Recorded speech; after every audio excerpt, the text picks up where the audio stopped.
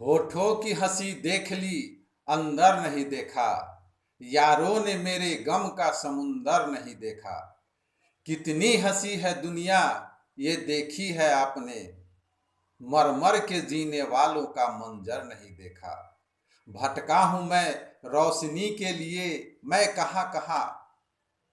भटका हूं रोशनी के लिए, मैं कहाँ कहाँ। अफसोस कि मैं अपने अंदर नहीं देखा। बेवक्त घर जाएंगे, सब चौक पड़ेंगे। एक लम्हा हुआ दिन में कभी घर नहीं देखा। नमस्कार मित्रों, हम हर रोज की भांति आज फिर आपके लिए एक नई कहानी लेकर आए हैं। जो होता है अच्छा ही होता है।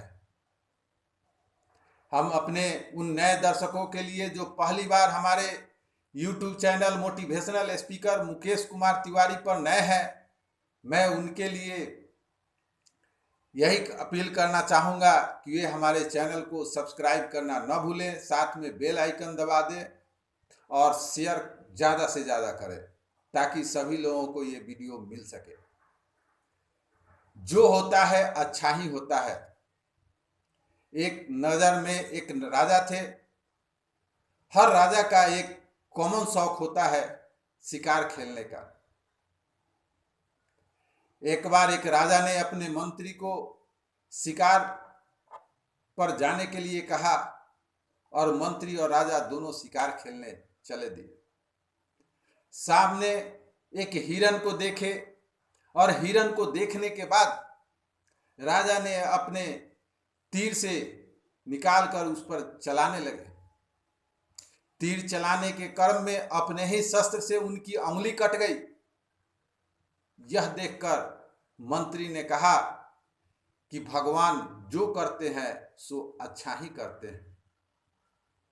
इस पर राजा बड़ा दुखी हो गया और कहा, मेरी उंगली कट गई है और ये कह रहा है कि भगवान जो भी कर रहे हैं सो अच्छा ही करते हैं। तो उसने कहा, यह मेरा ही खाता है और मेरे ही हानि के बारे में सोचता है। उसने राजा ने मंत्री को निकाल दिया और मंत्री जब जाने लगा तो राजा से बोला, भगवान जो करते हैं सो अच्छा ही करते हैं। और मंत्री चला गया। कुछ दिन के बाद राजा फिर शिकार पर निकले। उनके साथ बहुत हाथी घोड़े लाव लश्कर नौकर चाकर बहुत सारे थे। लेकिन राजा एक हरिन के पीछा करते करते जंगल में बहुत दूर भटक गए, दूर चले गए। उनके सारे हाथी घोड़े और सारे नौकर चाकर पीछे ही छूट गए। और वहां जब जंगल में गए तो वहां कबीले जाति की पूजा चल रही थी।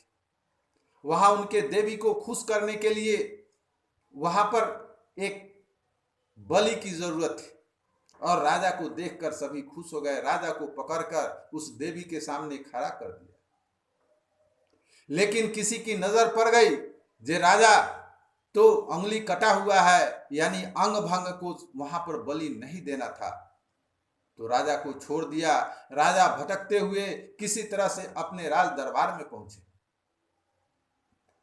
और उन्हें कटी हुई उंगली देखकर उन्हें याद आई कि आज इसी कारण मेरी जान बची है।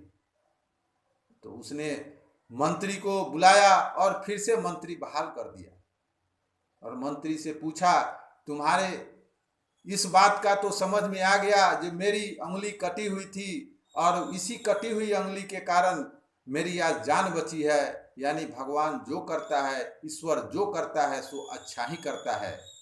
लेकिन मैंने तुम्हें नौकरी से निकाल दिया था, फिर भी तुमने उस समय बोला था भगवान जो करते हैं सो अच्छा ही करते हैं। इसका मतलब हमने समझ में नहीं आया। तो राजा कहा, मंत्री ने कहा, हे महाराज, मैं अगर उस समय आप नहीं निकालते तो आप शिकार पर जा रहे थे, हम भी आपके साथ जाते। चाहे आपके हाथी घोड़ा लाव लश्कर जितने थे वे सारे भले ही आपके पीछे छूट जाते, लेकिन मैं आपका पीछा नहीं छोड़ता, मैं आपके साथ ही जाता। और कबीले वाले की पूजा में आपके तो अंग भंग थे, आप तो छूट जाते, लेकिन अपनी कुल देवी को प्रसन्न करने के लिए वह हमारी बलि जरूर चढ़ा देते। इसलिए राजा को समझ में आ गया कि भगवान जो करते हैं, ईश्वर जो करते हैं वो अच्छा ही के लिए करते हैं, वो अच्छा ही के लिए करते हैं। इसलिए मुसीबत जब भी आए तो हमें कुछ न कुछ अच्छा संदेश लेकर ही आती है। हमारे सामने जब समस्या आती है माय डियर फ्रेंड, तो हम ये सोचते हैं जी यह क्यों हुआ, ऐसा मेरे ही साथ क्यों होता है। लेकिन हर समस्या अपने साथ कुछ न कुछ शुभ संदेश, कल्याणकारी संदेश लेकर आती है। जब भी हमारे साथ समस्या आती है तो हम ये सोचते हैं कि कुछ गलत हो रहा है, लेकिन यहाँ पर अगर हमें कुछ देर के बाद मालूम होता है तो हम अपने दृष्टिकोण से समझ में आ जाता है कि यह हमारे लिए कितना लाभकारी था। इसलिए समस्या जब भी आए तो माय डियर फ्रेंड हमें समझदारी से, धैर्य से काम लेना चाहिए, ताकि वो समस्या बीतने पर हम फिर से उसका लाभ ले सके, उसको समझ में आ सके। माय डियर फ्रेंड, आपको ये कहानी कैसे लगी आप हमें जरूर कमेंट बॉक्स में बताएं। और हमारे YouTube चैनल पर जो नए हैं वे सब्सक्राइब करना न भूलें, साथ में बेल आइकन दबा दें और ज़्यादा से ज़्यादा शेयर करें ताकि ये वीडियो हर किसी के पास पहुंच सके। थैंक यू, गुड मॉर्निंग, नमस्ते।